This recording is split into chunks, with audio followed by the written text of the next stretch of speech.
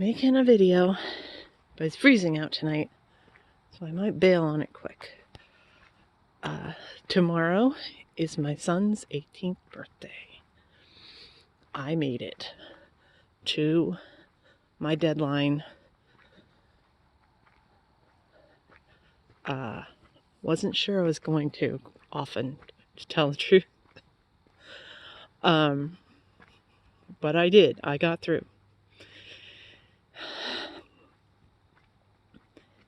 My son has been in college for a month now. Bless you, Kitty. And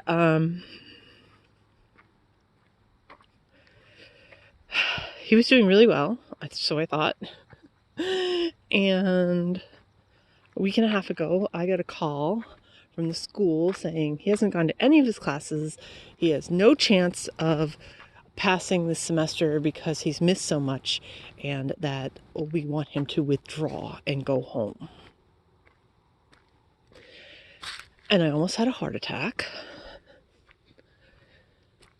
And they said there was a mandatory meeting, and then I couldn't find my kid. He wasn't answering the phone. He never does because he hates me. He pretty regularly blocks my number, even though I pay for his phone. Completely ignores me, unless he wants something. So I basically put on an act at the school and said, it was truthful that he's been not taking his medication, and because of that, he gets angry and does these suicidal threats the way he's done forever. And that I hadn't had any contact with him for 4 days, and I was in absolute panic. And they went and tracked him down and brought him down and made him go to this meeting where he heard this information and lost it and started saying the most awful things you would ever say about me, and that he didn't want to go back to the hellhole that he'd been living in, meaning my house, which is fine. And they explained to him that he needs to go to every class. He needs to talk to all his professors, get it sorted, explain what's happened, make up all the work. He needs to go to disability services, which I've been trying to get him signed up for since May, and get that sorted. Needs to take all his medication. He needs to go to counseling. He can't blow it off. Basically, he has to, function and get his stuff done. And since then, he basically has. I think he missed one class. That was an 8 a.m. class, which I don't think they should ever give, especially first semester kids, an 8 a.m. class. I think they've got quite a bit of leeway about that class, as long as he doesn't keep missing tests. He missed one test, but he arranged to have that made up. So it appears that he's going to be able to stay, which is very good.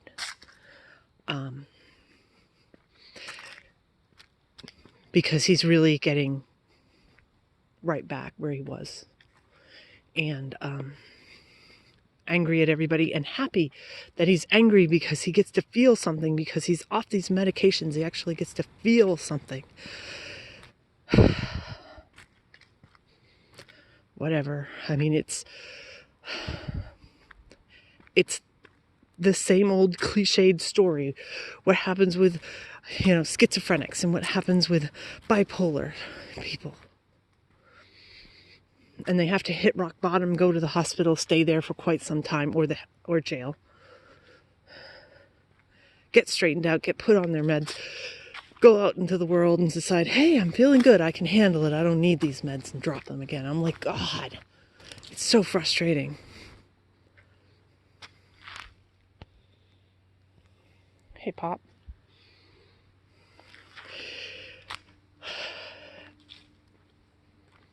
So he has a meeting with his doctor where he's going to discuss never taking another pill again.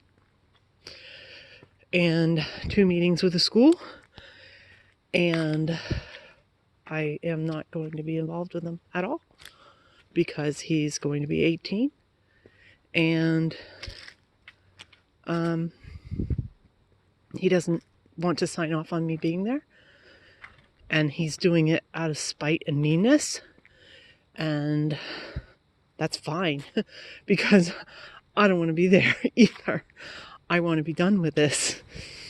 You know, I've definitely put in my time. So what has happened since he's been gone for the past month? Well, first of all, this is kind of braggy, but I don't care. It's also outrageous. I've lost 25 pounds in 4 weeks. And some of it is because I'm not eating kid food, so I'm not eating the salt. And I think that was like the first 10 pounds was just water weight from the salt. But I think the other thing is that I'm not stressed because I was losing weight at a pretty good clip until this past week when the school started calling me and everything else, and then it stopped again, which means I think it's the stress that's making me hold on to this weight. So, for all you people who are in not great relationships, and you're thinking that holding on to a not great relationship is better than the alternative of being alone, take it from me. No, that is not true. You will get through it. You will survive it. It will be lonely and weird, and I highly suggest you come up with a project or two in the meantime. But it will make your life better if you get somebody who is toxic out of your life. And it's awful that I'm calling my son toxic. I don't think he's really toxic. He's definitely abusive. The last time, literally the last face-to-face interaction I had with him, the last thing he did before he ran off was assault me.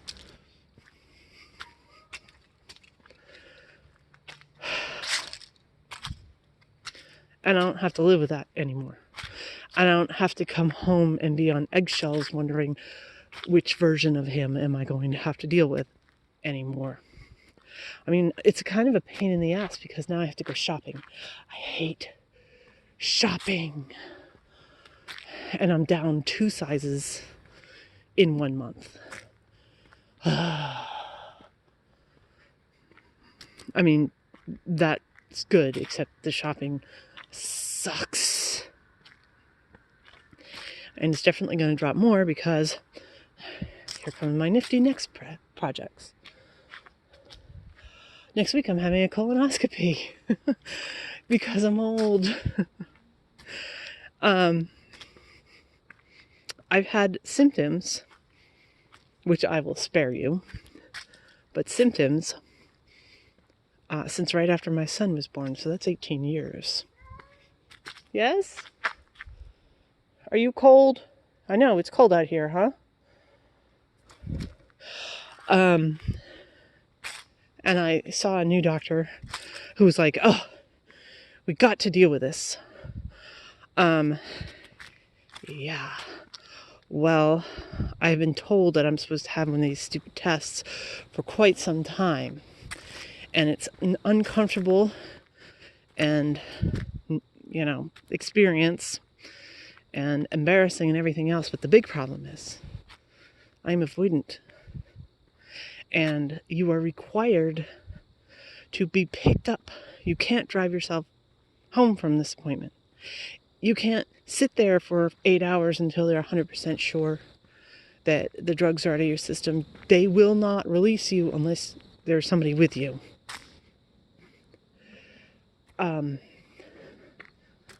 So, I was really on the verge of canceling it because in my mind, if I've had these symptoms for 18 years. It's not cancer, so it's not good, but I'm living with it, so whatever. Although if I had this test like 16 years ago, when it was first brought up, then maybe there was some very simple fix that could have been done, and I would not have had this particular brand of suffering and this thing that is basically dictating parts of my life happening. Because when things happen, I really can't do anything but deal with it. And I'm not really going to get any more descriptive than that. I'm just saying, I'm pretty stuck when it hits. And that happens on average about once a week for 18 years. That's real. Having avoidant personality disorder, they talk about, it affects you. Oh yeah, that affects me. That's real. Because I'm avoidant and I don't have people in my life and I can't get a ride home from the doctor, then I wouldn't get this test that they could have found something and improved my life tremendously for 18 years.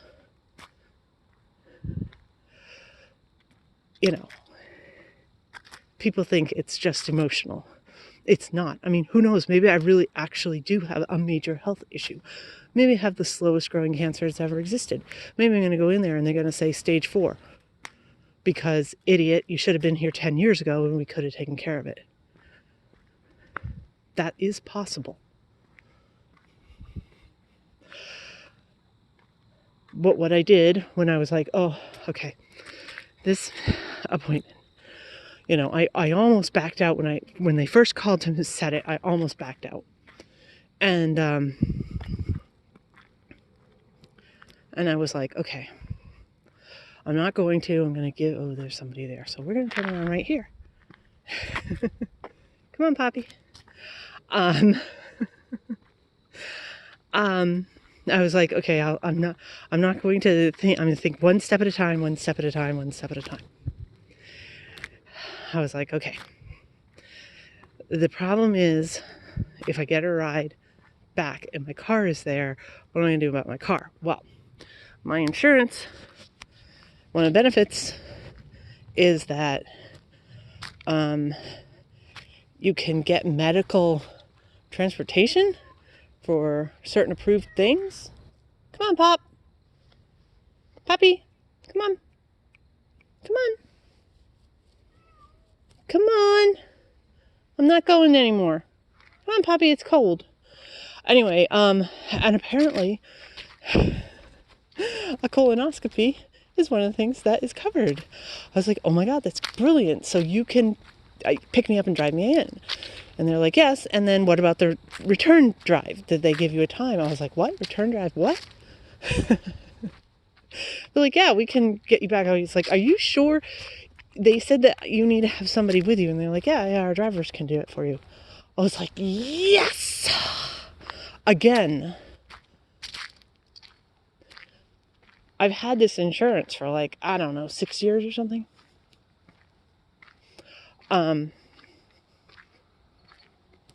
At least twice they tried to get me a colonoscopy when I had this insurance. If I had taken the time to call them, I could have had this done 6 years ago. But I couldn't call them. And it's disgusting and vile, and I know it sounds like I keep blaming my kid. It's not my kid, it's the people that came with him. Because all of my sort of avoidant tolerance went toward his people and his doctors and his, people you had to make appointments with and all that. I didn't have anything left over for myself. Come on, Poppy. Well, I'm not dealing with his people anymore. So I can deal with my own people. So again, get rid of the people who are dragging you down, as hard as that is to do, and then you will be able to take care of yourself more and better. It sounds like I'm saying become a hermit. I'm not saying that. I'm saying avoidant people have this problem. I think it's universal. It's not in the diagnostic criteria, but I think it is part of the manipulation that they're abusers that triggered it. So, people that are somehow in their family or kids at school or whatever, that they're seeing on a long-term basis as opposed to a one-time shot. This is chronic. Who basically pounded it into them, sometimes literally, that all they're worth is what they're getting. And they're not worthy of anything better or more different. That this is it. And so you accept any type of treatment from any person that's in your life. And it takes mountains before you drop somebody. It's stunning to me. It's considered a positive. I watched the videos of Dr. Todd Grande, whatever his name is. Anyway, and he's pretty damn good. But he did a video on the best and worst personality disorders for the people who don't have the disorder but interact with them. And his highest marks were for avoidant personality disorder because they never leave. Despite the abuse they get, they never leave. And he sees that as a positive, and I see that as a terrible, horrible negative. And it is definitely a part of the avoidant personality disorder. That you suck it up and take it because, one, you've been trained to think this is all you're worth, and two, you can't tolerate looking for somebody better. You don't think there'll be anybody better because you are only worthy of this anyway. And putting yourself out there is the worst thing that you could ever do. And I completely understand that. And I'm telling you now that being alone is better than being stuck with these people. And do I expect to be alone forever? I do. And right now that is fine.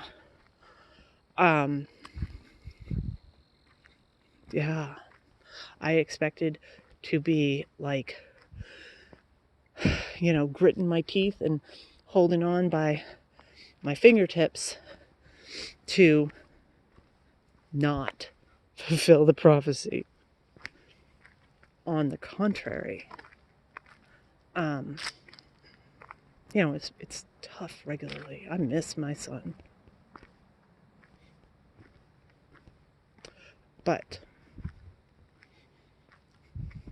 And I miss having purpose, which is to take care of him.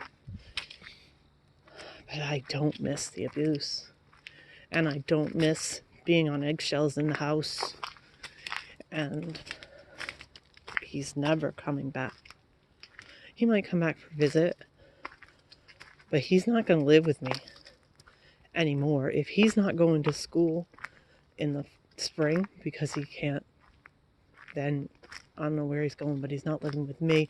Over the summer, he's not living with me. He's got to figure that out, but he's not living with me. I can't handle it. He's gotten worse since he left. Probably because he's holding it all in until he sees me. It's like my mother used to do. Excuse me.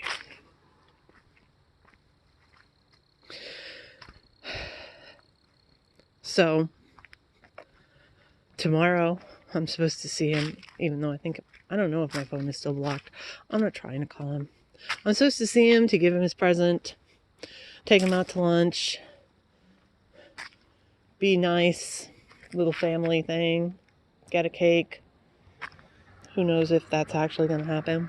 There comes a car, which I don't want to kill you with that.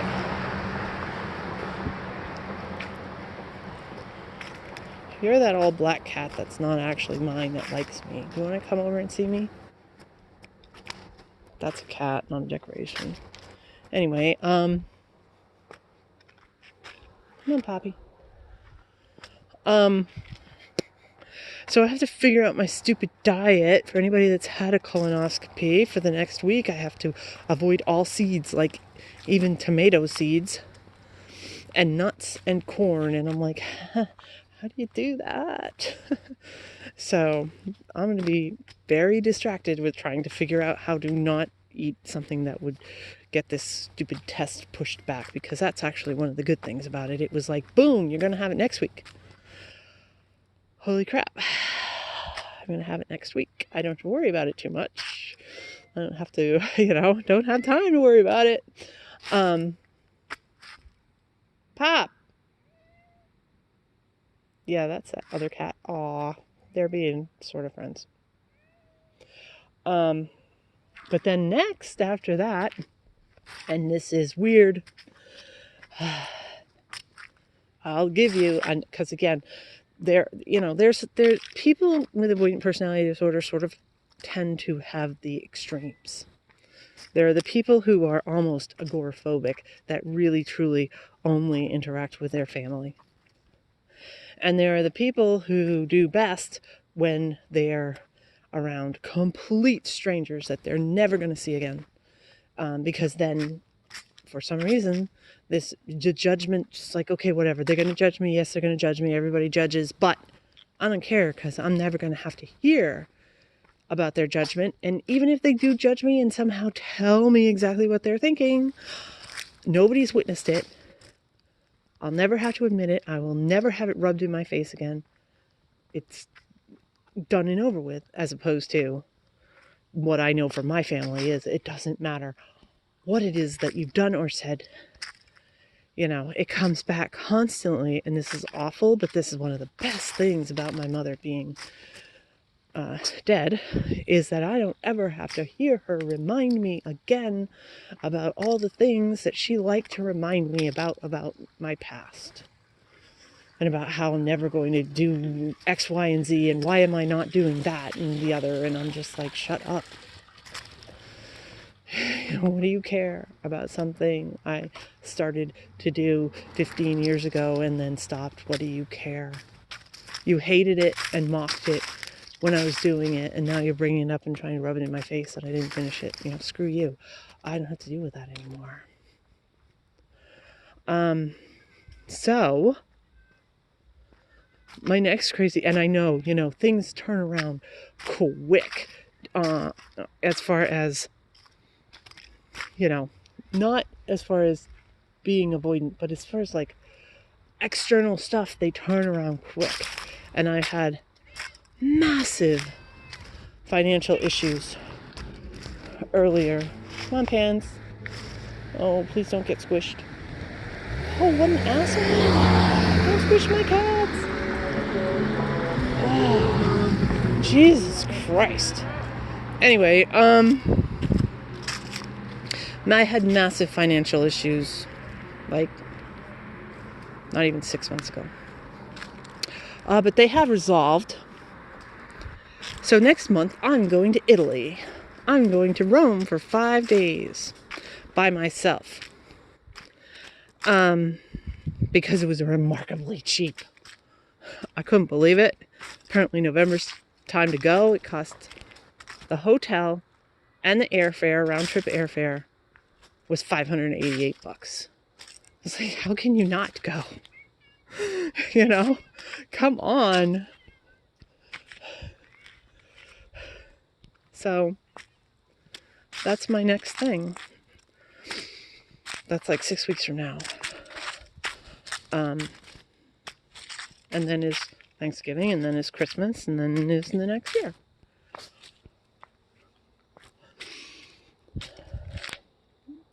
And as of right now, that's where I'm at.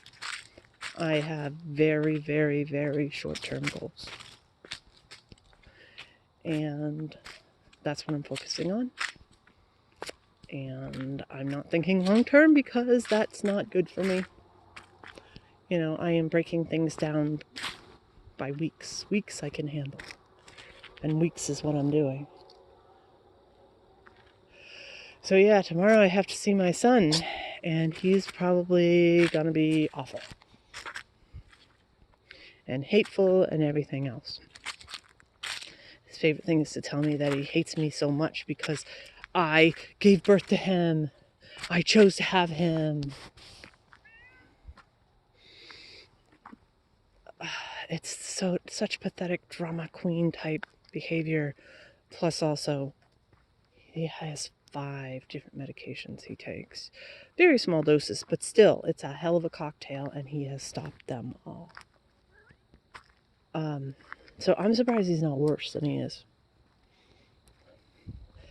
But anyway, ooh, look at that. Okay. Do you know what that black fuzzy thing is supposed to... There's like some old wives' tale about... I don't know if you can see it that well.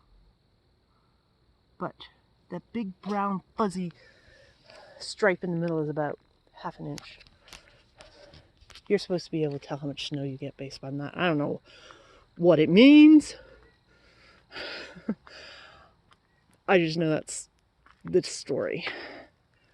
Anyway, so yeah, I made it through. My kid is going to be 18, and then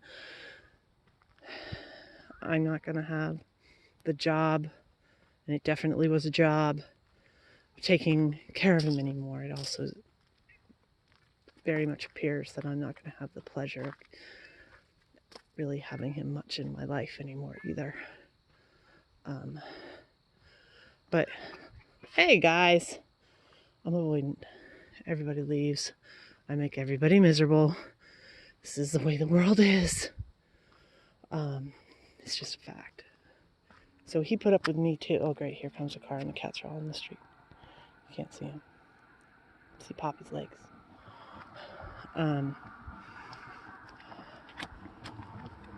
Please don't kill my cats.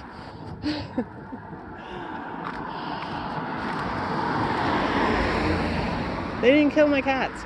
Cool. Alright. Ooh, it's so dark. That probably means that my battery is about to die. So I'm going to stop this. And there it is. Bye.